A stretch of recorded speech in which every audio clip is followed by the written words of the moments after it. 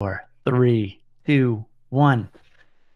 All right, welcome DoorGrow property managers to the DoorGrow Show. If you are a property management entrepreneur that wants to add doors, make a difference, increase revenue, help others, impact lives, and you are interested in growing in business and life, and you're open to doing things a bit differently, then you are a DoorGrow property manager. DoorGrow property managers love the opportunities, daily variety, unique challenges, and freedom that property management brings. Many in real estate think you're crazy for doing it. You think they're crazy for not, because you realize that property management is the ultimate high trust gateway to real estate deals, relationships, and residual income. At DoorGrow, we are on a mission to transform property management business owners and their businesses. We want to transform the industry, eliminate the BS, build awareness, change perception, expand the market, and help the best property management entrepreneurs win. We're your hosts, property management growth experts, Jason and Sarah Hull, the founder and CEO and the COO of DoorGrow. Now let's get into the show. All right. So I did the intro right this time, I think. I didn't screw it up. We could just have it pre-recorded, people. So you never know what you're going to get. Okay. So, I was thinking about what we could talk about this morning, and I've been doing some reflection and some study on, and the topic that just keeps coming up in my mind is prioritization and priorities. In fact, I'll probably talk a little bit about that and do an exercise with some of the cool people that are coming to DoorGrow Live, because I really think if you're not experiencing growth and you're not having the success that you want, and you're not getting the results that you want in business and life, then it's pretty simple. It's just that your priorities are out of alignment and with you getting the results that you want. And you may have all the right priorities. They're just in the wrong order. And so you're prioritizing something over the thing that, if you prioritize, would give you the results that you actually want in your life. And so I was thinking about this question, and I threw it out to Sarah while she's getting ready this morning. And I said, what are people prioritizing over growth? Because the people that come into our program, that work with us, to get great results, they are different. They are prioritizing growth over certain other things. And so, but people that don't work with us, why do they not spend money on coaching? Why don't they invest in coaching? And so why don't we go to Sarah and find out? What do you think? Why are people not spending money on coaching? Like where are entrepreneurs at in their journey that mentally that's preventing them from spending money on a coach, moving the business forward, or working towards growth? Well, I think there's a few reasons that this could be the case. And one might be that people don't even know what a coach would do, right? Like, how would a coach help me? And some people might not even be aware that that's an option. Got it. I wasn't for a very, very long time. Even when I was running my business, I didn't know, hey, there's people that will help you. Okay. I didn't know that. That's fair enough. So what cracked your mind open to the idea or possibility of coaching? Well, honestly, it was you. You're really big on coaching. I had never had a coach in my life, ever. And when you and I had moved in together, you are so big on coaching, and you do a variety of different types and styles of working with coaches. And some of it is mastermind style, and some of it is one-on-one, and some of it is kind of an event type. And I realized, wow, this is really great. Like, I just did not make that connection and realization that there are people who genuinely want to help other people succeed in life and in business. So crazy, right? I want to clarify what you're saying, clarify something. So some people listening, you're saying you believe in coaching, but they might think that's what you're talking about. That's what I do all day long. That's what I'm doing for other people. Can you clarify what you mean by that? No, because I don't understand the question. Okay. So some people, You're trying to get me to say something that I don't know. Some people listening will hear, oh, Jason's into coaching. Yeah, we know he coaches people. That's what he does. It's what he's trying to sell. And what you're saying is you saw me getting coached. Oh, yes. Working with coaches. Yes. Joining masterminds. Yeah. Like I'm the student. I knew what you, I knew what you did when I met you. Yeah. And, but I also saw you kind of embody that, and you work with a lot of coaches yourself. And in seeing you and our business, work with coaches, that was something I was like, oh, wow. Okay. That helps a lot, because coaches, especially when you work with a coach that's kind of been there, done that. Because there's a lot of coaches that they don't really know. They're like, well, this is a great theory. But when you work with a coach that has done the thing and gotten the result and had that experience, and now they can talk about it and they can share their experience and they can share their knowledge and they can say, hey, I tried this and it didn't work, so avoid this. And hey, this got me in some hot water, so definitely don't do that. And, this was really successful, and here's how I did it, and here's why I did it this way. And I kept testing and refining, and then they can share that knowledge with you. And when I started experiencing that in DoorGrow with the coaches that we worked with, that was something that I was like, oh, well, that would have been nice to know.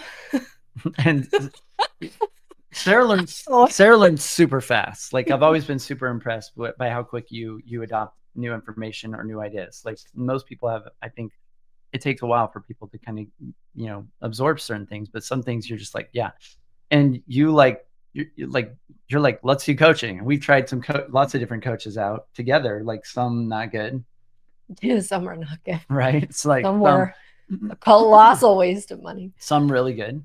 Some really good. Some we weren't ready for. Yep. We just didn't have the capacity or the bandwidth to work with them. Mm-hmm. We just had so much going on. Like we took on too much. Maybe we had too many coaches at a time, something like this. Right. Mm-hmm. Even right now, like I'm onboarding and I'm coaching and training 2 new sales team members, plus my son in learning setting and sales. But I went and got outside help. Mm-hmm. So I have a coach right now that's coaching me and them. And then I'm spending each day coaching them. But each week we're meeting with a coach, and he's an expert in sales, and he's helping us go to another level. I work on scripts and work on our communication, work on language. And that's been really helpful. I'm always leveling up my skills. And I think it's important to never get comfortable. And I think for me, I just try to imagine, like, if I didn't have coaches or mentors and I'm every day trying to coach people and sell coaching, to me, that would feel like a gross lack of integrity. Feels like I would be grossly out of alignment. And this is one of my factors for coaches. And a lot of the coaches that we have, I found them through coaching programs that we were in with them. Mm-hmm. Right. And so I know that they believe in coaching and they're in integrity. And I know that they're in the areas, at least that I am, seeking help in, they are ahead of me in that game. Mm-hmm. And so I can trust them. Like there's evidence. They've can help get results, and they've given some value already. And so I'm like, okay, we should work with them. And I think that's one of the challenges. And so everybody out there, if you're like, why should I not spend, why am I not spending money on coaching, or why don't I have a coach? I think there's a lot of reasons for that. But I think, just as a side note, if you're going to get a coach, don't work with a coach that doesn't have a coach. Right? If they went through one program one time, they're like, I went through this coaching program and got a certificate one time, then do they really believe in coaching? No, they just believed in getting the appearance of being a good coach and they're not actually a coachable person. I believe in order to be able to coach others, you have to also be coachable and be able to learn. I mean, I learn a massive amount just by coaching clients and supporting them.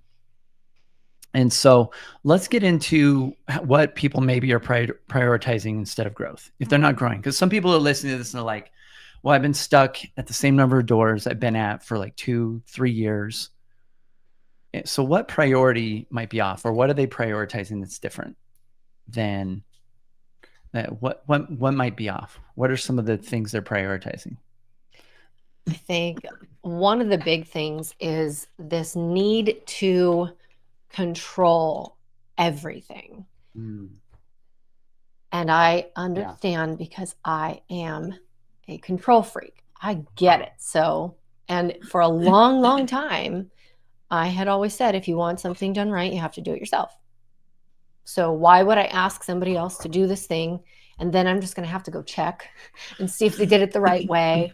And, oh, they made a mistake. So now I have to, it's just easier and faster for me to just go and do it myself, right? Instead of teaching somebody or training somebody or just asking them to do it. But then really secretly, I'm going to go and check and see if they actually did it.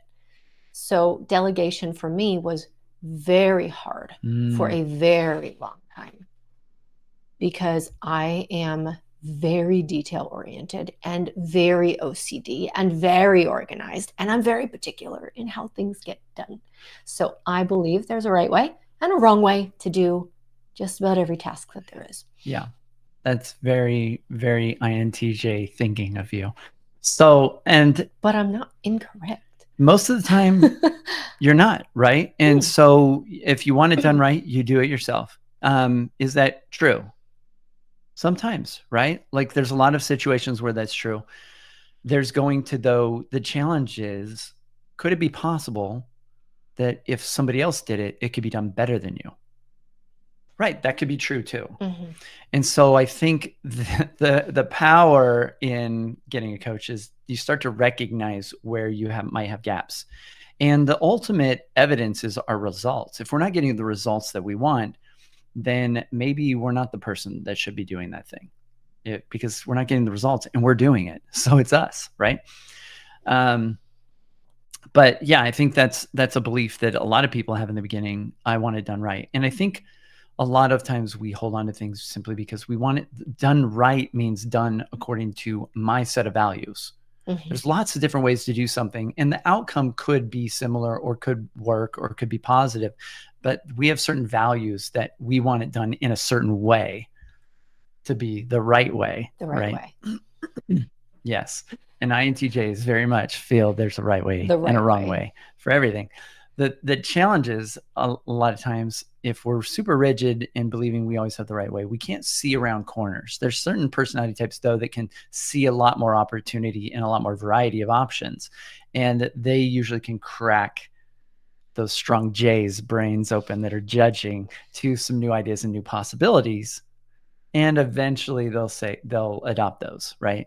And so that's, I think, where we have a nice balance in our relationship is you're usually right. You know a lot of things and very strategic brain and can figure stuff out. And you're like, something's off here. You're very intuitive and you're usually right when you're like, something's not right here. And then also I'm very good at seeing alternatives, other possibilities, and kind of exposing you to some other options or some other ideas. Yes. And you're also very good at human emotions. Oh, I'm not good at human emotions. Yeah. Right. You're like, well, you can't do that because it'll make people feel like this. And I'm like, so? Yeah. If we do it that way, because this is a constant frustration. You're like, why won't people just do what I tell them to do when I just tell them one time in a very succinct way exactly what I want? Yeah. And right? Like I have all the answers. Just listen and then do what I tell you to do. Yeah. That's it. Like it's so easy. I feel like life would be so much easier if you just listened. And so there's an advantage. The one advantage, one of my maybe few advantages over you cognitively maybe, is the idea that I can empathize a bit more with other people and I can figure out what would it take to get this installed into their brain.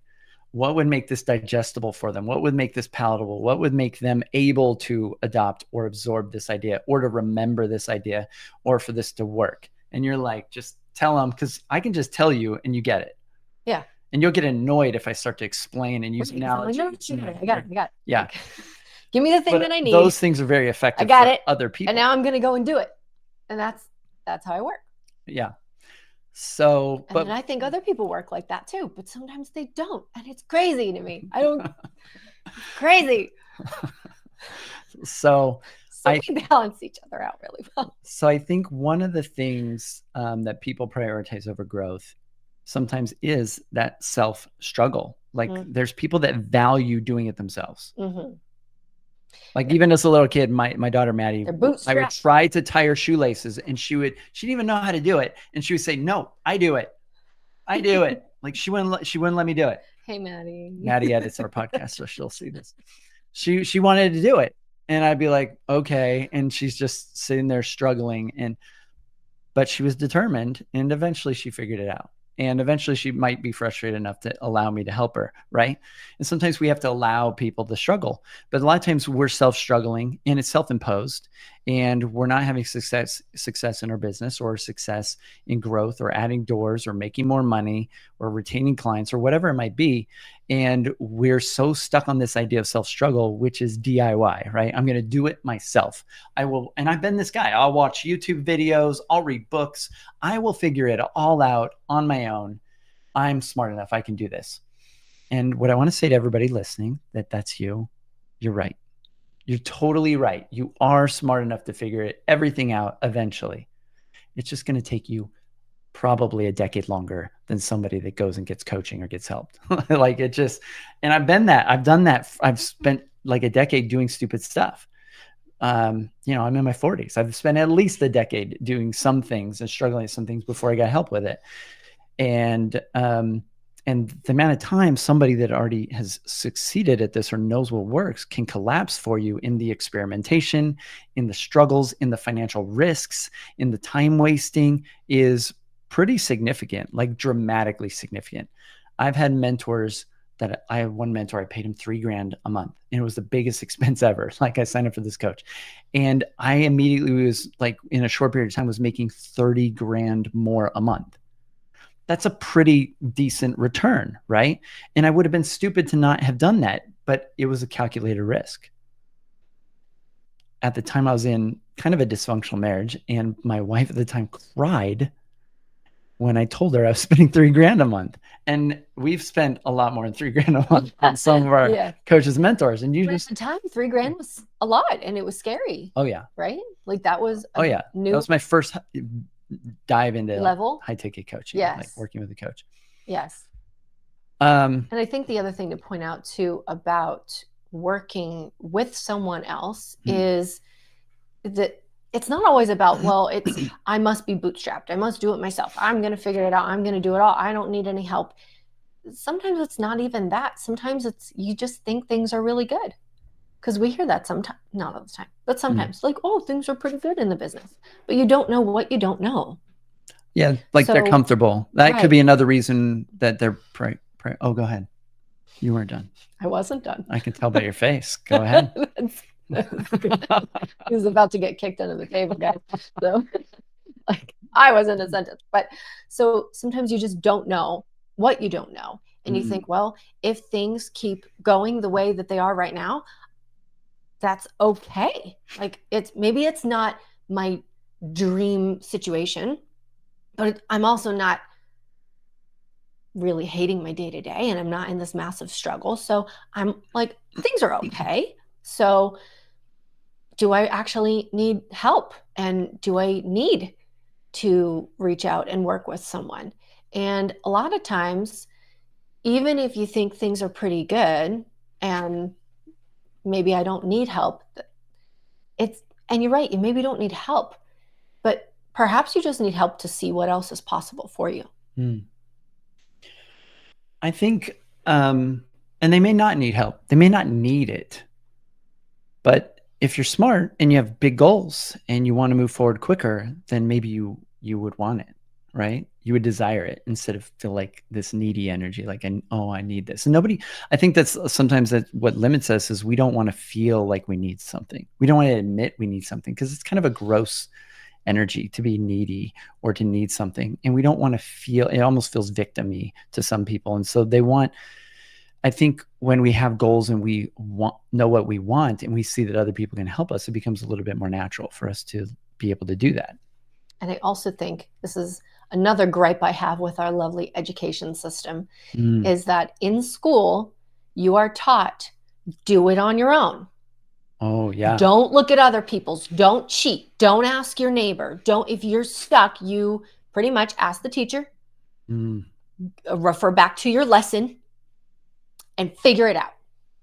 You don't, when you're taking a test, you can't go, hey, Joe, I don't know what number 13 is. Do you know what number 13 is? You're not allowed to do that. Yeah, like getting help is wrong. It's wrong, right? On a Working test, with others, you're supposed to just have it memorized and regurgitate it. So take the information in, memorize it, and vomit it back up on a piece of paper, and then I will give you a passing grade. Yeah. And do not ask other people in the middle of a test. Are you able to raise your hand and say, hey, teacher, I had a question. I'm stuck on this. Yeah. I don't really understand this. Can you please help me arrive to the answer? No, you cannot. So in school, they teach us this self-reliance. And I do believe that that is a very positive thing in one way. And in another way, it hinders our growth.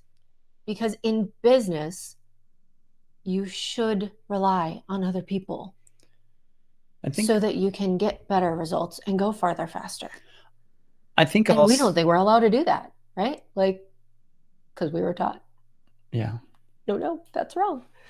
Okay. So I think also what school teaches us, the way school's set up, is there's this one guru expert at the front of the room that we have to listen to all the time. And so we learn to be reliant on the leader for all the answers. And sometimes the leader doesn't have them, right? Sometimes they don't know. Sometimes they have blind spots. I mean, everybody's been a student when they've called their teacher out on something that was off or wrong, right? Or seen that happen.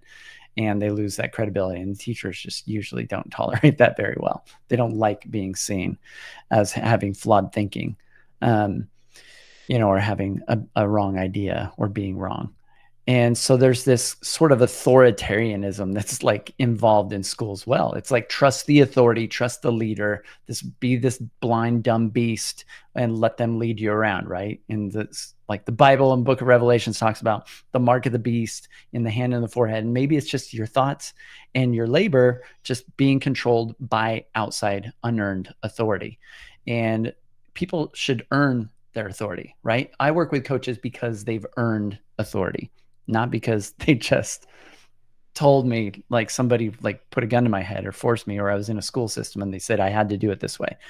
So I think the irony of self-struggle or DIY is that a lot of you are frustrated and thinking I've got to do everything myself, but then you are probably, because of that energy that you are being and creating in the universe and just how you show up with other people, you probably are really triggered and really frustrated with all the people that you encounter that think they could do a better job themselves because you have the same energy or problem as them. And so they trigger you. So if you're butting your head all the time with these DIY people in the industry, people that are trying to self-manage their properties, or people that are trying to micromanage, really self-manage through you to get you to do the work, it may be because you're carrying this belief of self-struggle or doing it yourself. So just something to chew on. So another challenge that I think why people don't spend money on coaching, or what they're prioritizing maybe over growth, is there might be prioritizing safety or ease or comfort. And so what do you have to say about that? So you have to get uncomfortable if you want results. If you want results that are different than what you're currently getting, you can't take the same actions you're taking now and expect to get different results, right? I think, isn't that the definition of insanity? That's what doing the same thing over and over and over, and then expecting a different result. I think that's what creates insanity. Like, I think that really, like, it stresses people out and makes you start to go crazy a little bit. I mean, that's a pretty pain's an inevitable scenario if you keep trying to do the same thing and expecting a different outcome. Now, everybody, as we age, we tend to move towards more and more comfort. I saw a video the other day. I think it was Gary Brecka, this health guy. He said that after the age of 30, most people will never do another sprint again in their life.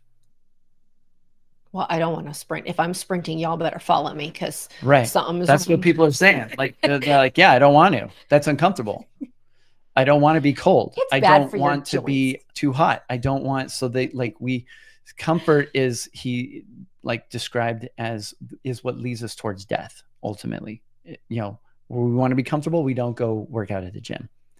We don't build muscle, which affects our cognitive functioning later in life. Like, we don't, it makes our bones more brittle. We then have a broken bone and like we're hospitalized till we die, right? In our later years, if we don't do the right things. And so we're always seeking comfort and ease.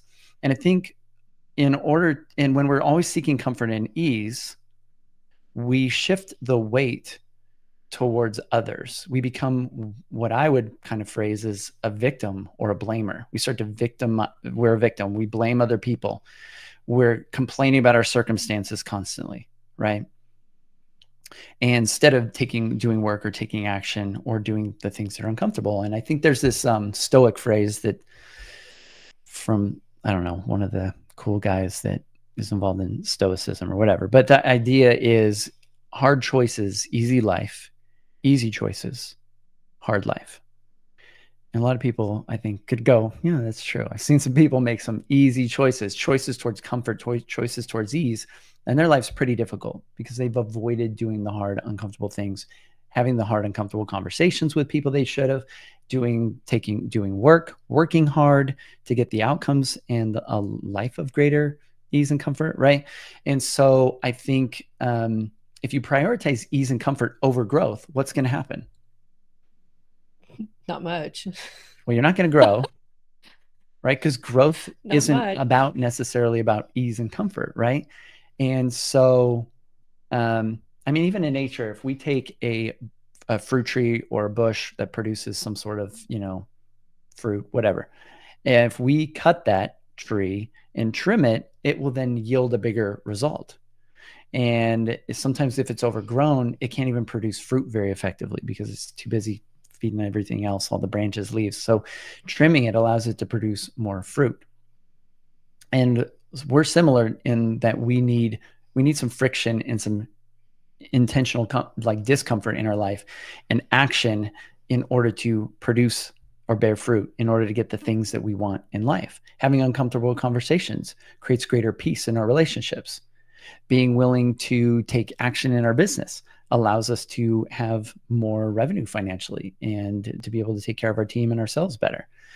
And so we can't be a victim and a blamer and complain about the market and complain about COVID and whatever your stupid excuses are, whoever's listening. If you've got all your excuses why you're not growing, you can either have your excuses or you can have results, but you can't have both.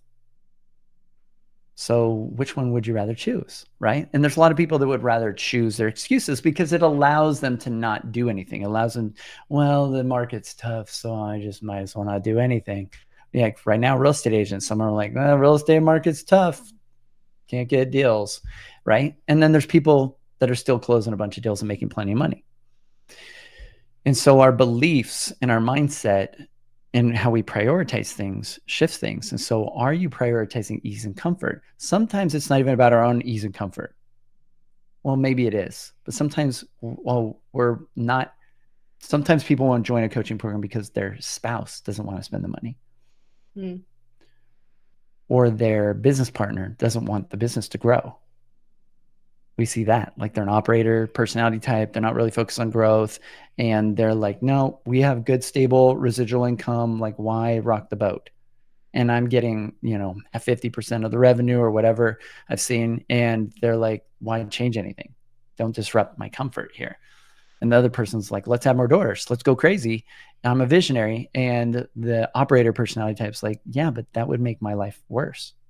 I don't need more money. I'm comfortable. Don't mess up my comfort. And sometimes the business visionary, or or if it's with your spouse, we're not having that uncomfortable conversation with them because it means rocking the boat. It's uncomfortable. It means there might be a fight. It means you might get screamed at or get some angry emotion thrown at you in some scenarios.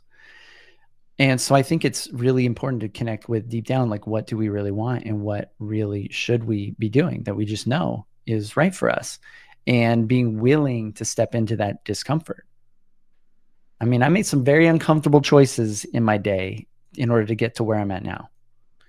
And I mean, sometimes it involved me having to look stupid in front of a group in a mastermind. Sometimes it involved me having to have uncomfortable conversations in relationships, or even to end relationships. That's super uncomfortable. And in order to move forward and do what I felt I was called to do, or what I felt deep down. And I think everybody has greater sense. What I think is also interesting is more people are a lot more comfortable with those that are willing to do uncomfortable things and speak uncomfortable words. It makes everybody feel safer because they can trust that person. You can't trust people that are always focused on ease and comfort. I don't think they're as trustworthy of people, because part of life, in order to have integrity, in order to be honest, in order to work hard, in order to benefit the people that you have a fiduciary duty or responsibility to benefit, like clients, you have to be willing to do the uncomfortable things. Otherwise, you're shifting all the discomfort onto everybody else. Everybody else around me has to be uncomfortable so I can have comfort. And that does not create great relationships, safety, or create a good client or business relationship in the long term. So that's my soapbox about that. All right. So another reason people don't prioritize, that they don't prioritize growth, is they might be looking at the short term. Maybe it's related to comfort. Maybe it's related to just, I need to make sure I have cash now. And they're giving up the long term, maybe more cash later, maybe a bigger business later. Any thoughts about that? This was your thing. Okay. I don't know. I've run into this where I've talked to people and they're like, well, I don't have a lot of money right now. And they're not willing to. I think this is where you need to be willing to take a risk and bet on yourself. Find a system that's proven. We've got plenty of case studies and results to show that our stuff works. It's all proven. It all works. What I find is the only real question people need to figure out is, are they willing to work? Do they trust themselves? Are they willing to bet on themselves? And a lot of people don't. A lot of times we've struggled to even do the little things that we've told ourselves that we were going to do. And so we're out of integrity and we don't trust ourselves anymore. Like, I'm going to work out at the gym tomorrow. Oh, I'm tired. Right? We've all done that. I've done that this week, right? I did work out this morning though.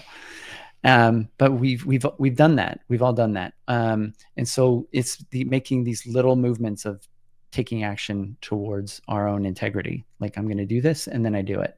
Learning to trust ourselves again. And, the one person you can control is you. And so when you have strong trust in yourself, very few things are supremely risky, because you're betting on yourself, especially if you're getting support to become better. And so it may be a cash investment now, but if you can see there's a system and you can see there's results, then maybe the risk is worth it. You should get an ROI if you do the right actions, if it's a proven system. So I think those are some of the things. So why don't we look at the reverse real quick, and then we'll wrap up. The reverse would be, what are our clients? Like, what's different about our clients? What do they prioritize that made them decide to work with us? What are they prioritizing differently that said, why would I not spend money on coaching? I should totally do this. Yeah. Well, first, I think they believe in their ability to do it. Because if you don't believe in yourself, there's nothing that you're going to be able to do. No coach can help you. That's the first, you got to figure that out first. right? So they believe in themselves, and they are also committed. And I think that is something that sometimes people are lacking. They're just lacking an actual true commitment. So commitment, I feel like, is maybe it's a choice, but I feel like it's also an outcome of choices, right? So what are they choosing to prioritize, you think, that maybe makes them more committed? I you're so cryptic today. You're like, what are they choosing? Like, well, I don't know. This is an interesting question, I what think, to makes chew people on. more committed? Why are some people committed and some people are not? What are they? Because we're talking about priorities today. So I'm thinking, what are the priorities that they have that Well, if leads you're to being committed, you're strongly committed? it's either you're in it or you're out. It's like a pool. You're either in the pool or you're out of the pool. Yeah. That's it.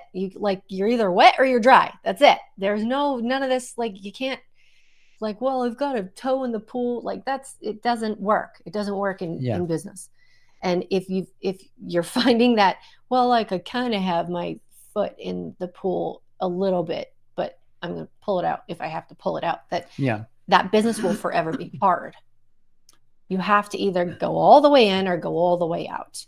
Because if you're in the middle, it is difficult, and it will remain difficult. Yeah, it's really painful to be kind of in between. So either jump in the pool or jump out of the pool. Yeah, that's it. You got to be all in. One is wrong. Neither one is wrong. Yeah, you might go, I hate this pool. I don't like it. Great, then find a different pool.